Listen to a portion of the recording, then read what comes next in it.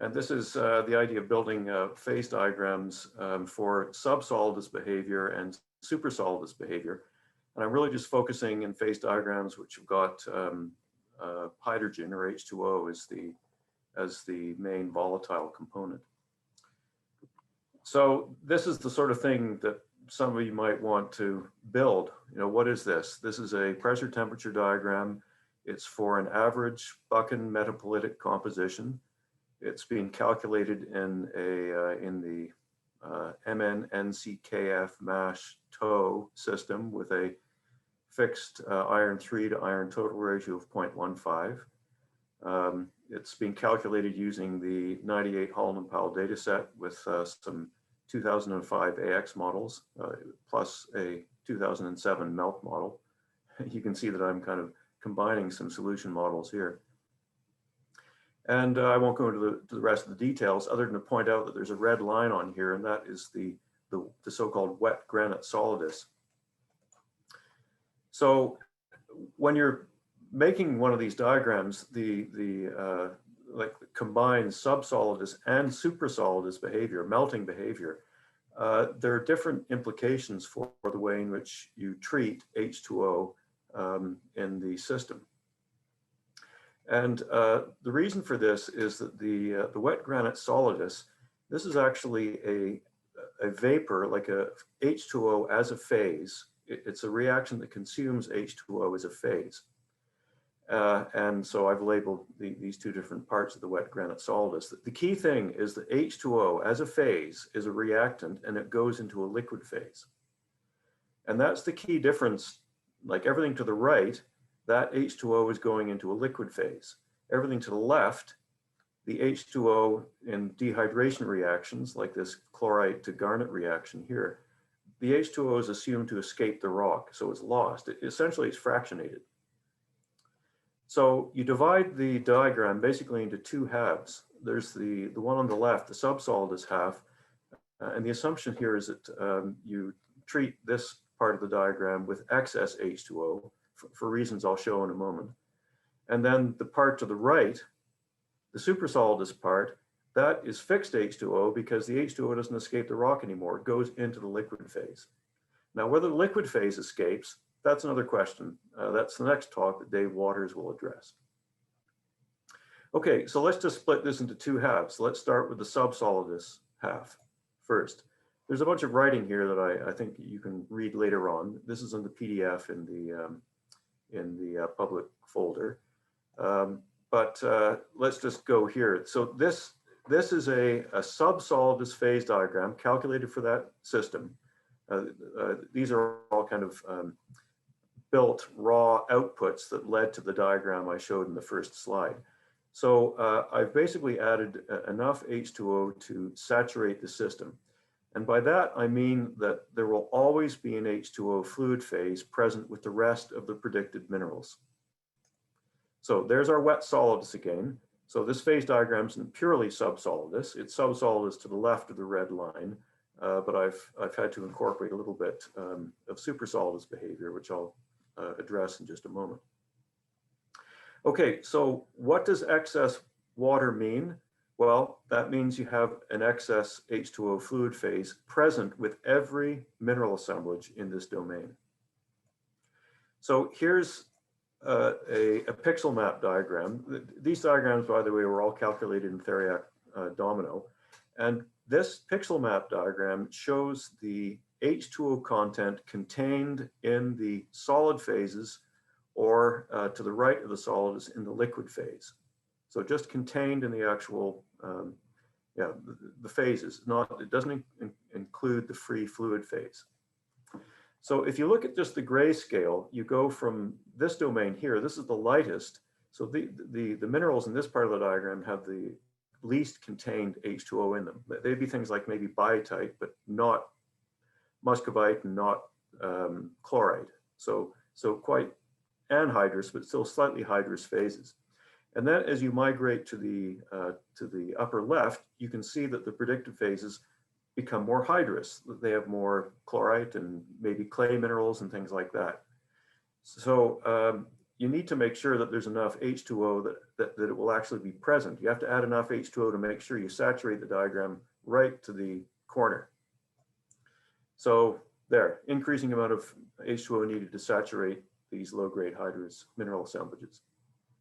Now you'll notice on the right that there's some dark colors here, which means a high contained H2O content in the solids and melts. Well, in particular, these are melts because we're above the wet solidus. So there's abundant H2O melt predicted here because we've saturated this thing with water. So this is basically limited by how much feldspar and quartz there is. It'll just all go into a melt phase. So this is probably not realistic. What happens if you don't saturate with enough water?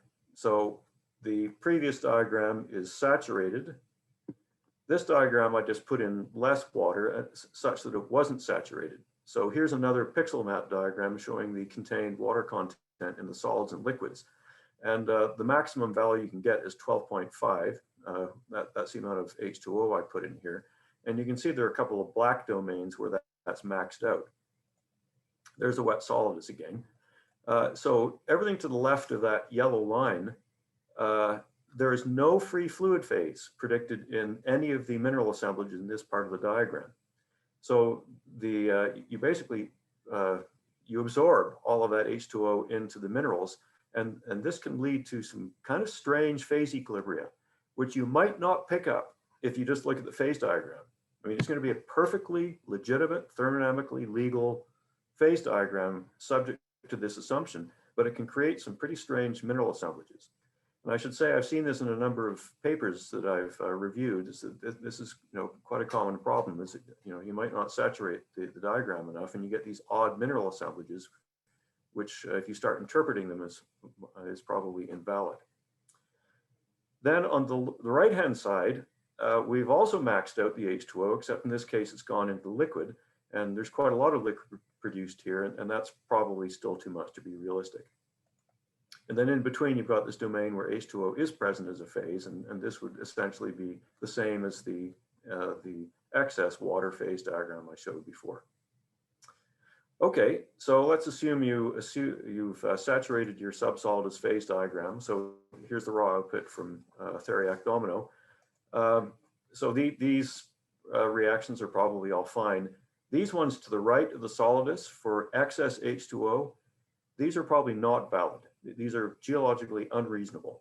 And so these should just be removed or deleted, if you like. And so what do we end up with?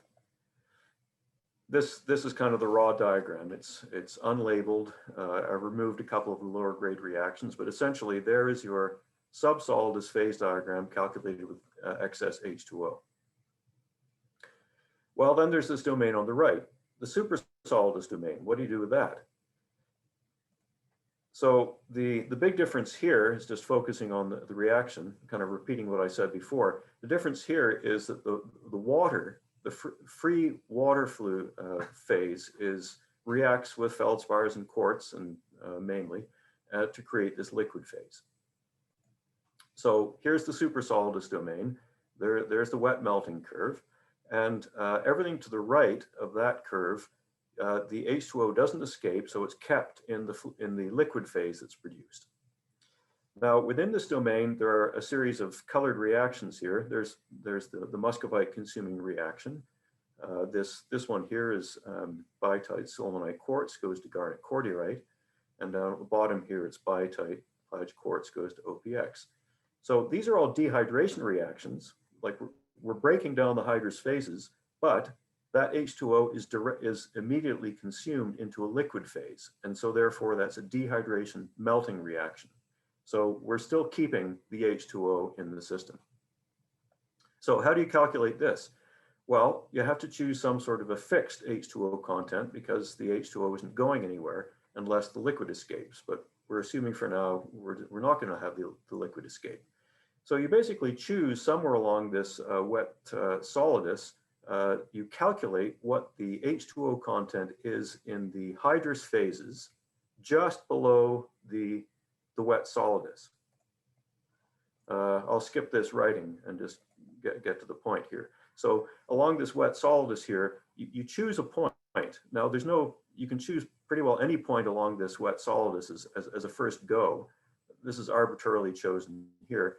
At this particular PT point, 3.6 kilobars and 653 degrees C, I went into I used the Theriac program to determine what the mineral assemblage was there, and from that I could calculate what the hydrogen content was contained in those hydrous minerals, and that became my fixed H2O content for the suprasolidus part of the diagram. So that's the result. So that black dot is the same. So I took the dot, the hydrous or the H2O content contained in the hydrous phases from that black dot. That is here. So what's the result? Well, here is this phase diagram calculated for that fixed and somewhat lower H content compared to the excess case. It's only 16 instead of 80 in the first case. So here's the solidus for that fixed H2O. And you can see that the lower part, it follows along just the same path as for the excess H2O wet melting curve, but then it stops. It basically runs out of free fluid, and then the solidus is in this position here. So there is the suprasolidus field for that fixed H2O content. What are other domains here? This domain is a domain in which H2O is predicted to be present as a phase. It's a subsolidus domain, but H2O is predicted to be a stable or present as a phase. And then this is a domain where it's also subsolidus, but there's no excess H2O. There wasn't enough water to saturate these assemblages. Now here's the position of the wet solidus calculated from the excess H2O case. And so we're basically trying to stick these two different phase diagrams together. These reactions below the wet solidus, you basically just delete them because they've already been calculated in the subsolidus case. So these ones just get cut away, and you just keep everything to the right of the solidus curve. And so there's the result, unlabeled, but those are essentially the position of the reaction curves for the suprasolidus domain. And this was our subsolidus domain down there. That was an earlier diagram. So you put them together, and bingo, you've got your combined subsolidus, suprasolidus phase diagram, but with this background understanding that the treatment of the H2O is different. Well, there's one complication here, and just going back to this diagram here, which I showed for the calculated for this particular fixed H2O content, there is a complication, and that is that the liquid phase, it's a bit different than some of the other phases, which are more or less fixed composition or vary within a small range.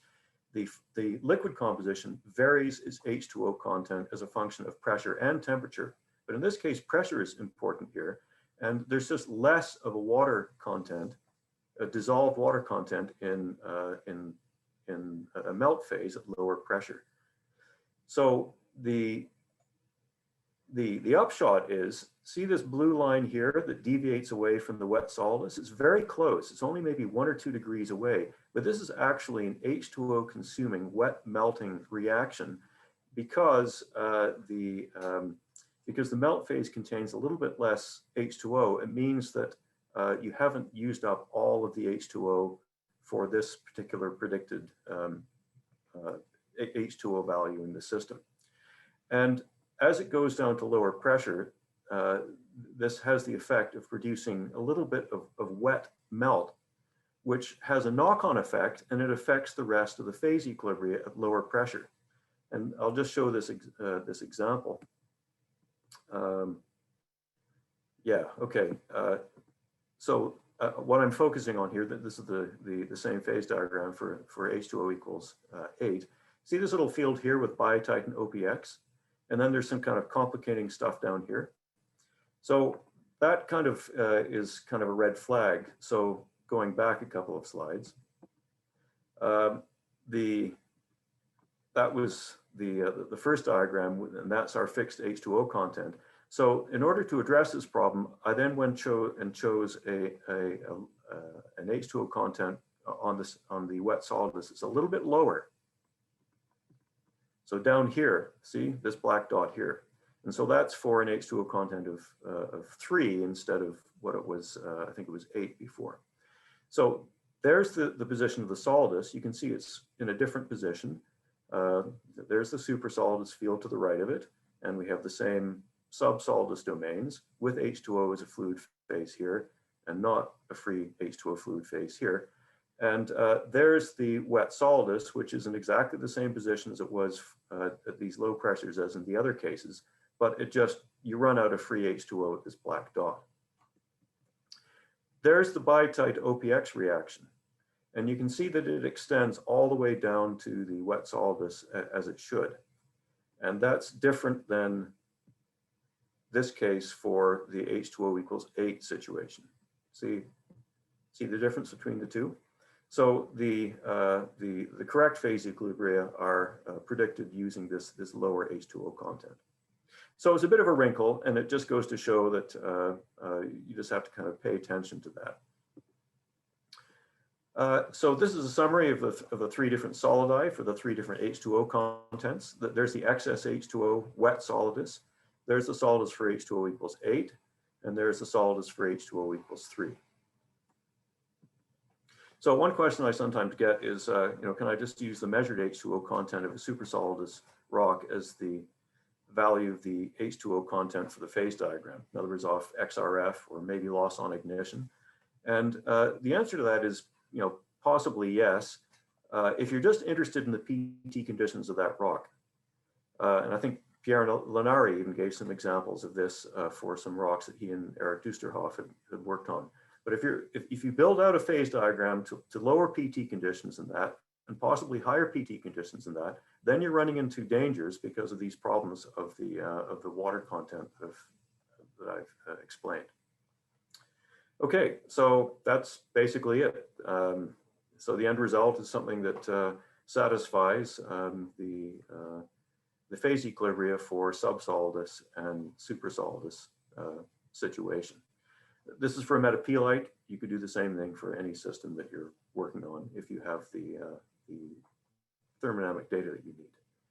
Great, thanks very much, Dave. That was great. I know this is something that lots of people are doing in the literature these days, and so knowing exactly how to calculate a diagram like this is really important for lots of people out there. And we had a nice point from Matt Cohn that, of course, you don't know how your rock got to any melt present PT condition. It could have evolved from higher pressure assemblages with a higher H2O content, or from lower pressure assemblages with a lower H2O content. Yeah, for sure. I mean, this is just a phase diagram, so it doesn't tell you anything about how it got there. It's, I guess it's calculated based on a number of assumptions related to solubility of H2O in the melt phase. And so, yeah, how you end up getting to the melt phase, I guess if you build your phase diagram correctly, then you can begin to interpret that. But I think this kind of rationale would pertain for whatever the path was. Okay, great. Yeah, another comment here, and I think you've sort of started to allude to this at the end, where you're fixing this H content in the bulk for the supersolidus domain, and you use different values depending on the pressure you were to look at. Asking, and it can change quite a bit, how, and let me see if I can word this correctly. It's obviously not relevant to the entire diagram at supersolidus. Is there any workaround for this? And you've shown the workaround of calculating it with multiple different H contents. Can we go further than that? Is that viable for the entirety of the diagram, or should you just look at a single PT path? What's the best way?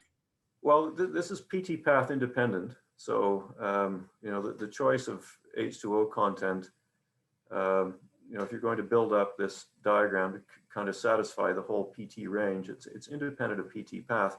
If you're interested in a particular rock, and quite a few people are, then you might want to calculate a phase diagram with either the calculated or the measured H2O content from the rock. Like for example, LOI. LOI is a bit crude. If the rock's not very altered, some people use that as a proxy for what the hydrogen or the H2O content of the rock was. And all I would say is you just have to be careful. I've reviewed some papers which will calculate a phase diagram for a fixed H2O content, essentially for a magmatitic rock, a supersolidus rock. And then there's some reactions that kind of go out towards the lower temperature end, like maybe around here. And they start making interpretations of what the subsolidus reactions were leading up to that rock they were interested in. In other words, extending their interpretation to lower grade below what the content, below the rock they were interested in. And that's where it gets really dangerous, and it can get invalid. So that it's kind of you just got to be careful. Once you start fixing water content, you have to be careful. Okay, yeah, and then another question here. I'll make this the last one perhaps before we move on to Dave. Sure. Since the water content in your model changes the shape of the solidus, how do you stitch the areas that are higher temperature than the wet solidus with the lower temperature water restricted solidus? Yeah, I think I know what you're talking about. Yeah. So there's the wet solidus there, and my calculated solidus for there was for H2O equals 8. So there's kind of a gap. Well, if it were me, I would go and choose I would choose another point up here to create another supersolidus phase diagram. And you'll find that these reactions in between, these are not free H2O phase reactions. They don't actually move very much. So you just join them up. So this reaction here can be safely joined up with the reaction that you predict from the fixed H2O diagram. I was thinking I should have given an example of that. I didn't, but if you do that, you'll find that they link up just fine. Okay, so make multiple diagrams, even more than the two you just made at Supersolidus. If I wanted to publish a diagram, I'd choose like 3 H2O contents and just make sure that I'd covered all those possibilities.